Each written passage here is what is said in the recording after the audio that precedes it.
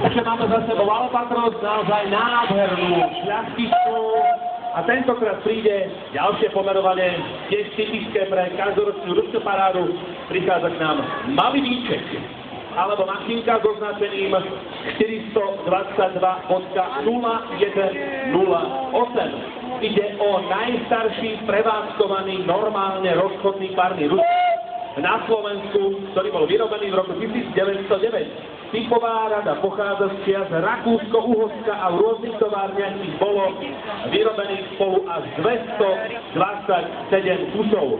Boli to silné lokomotívy nasadzované na náročné horské úseky. Na Slovensku sa dostali až po prvej svetovej vojne. Ide o dvojbalcový združený tendrový rušeň na mokrú paru. Jazdila najprv na súkromnej dráhe Nemazlice, Morkovice, najskôr v Plnenskom depe a skončila na posude v Rušňovom depe Bratislava, kde doslúžila až v roku 1970. Stala sa tak najdlhšie krúžiacou mašinkou typu stanovené na našich tratiach podaní ČSD. O lokomotívu sa dnes starajú v klube koľajových historických vozidiel Dozvolená.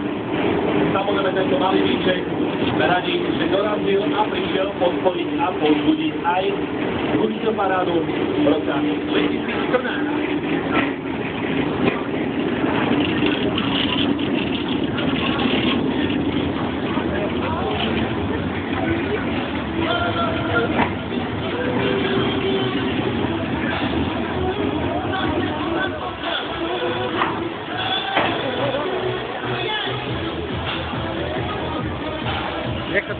Takže ďakujeme nástredcom klubu historické techniky Dozvolená, že nám samozrejme prístupili aj Malého Víčka.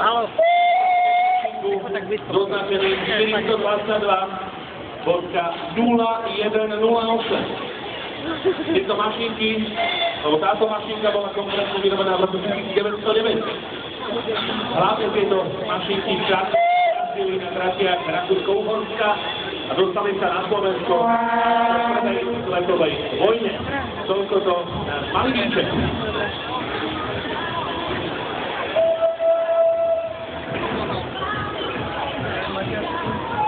Opäť doplňujúca informácie na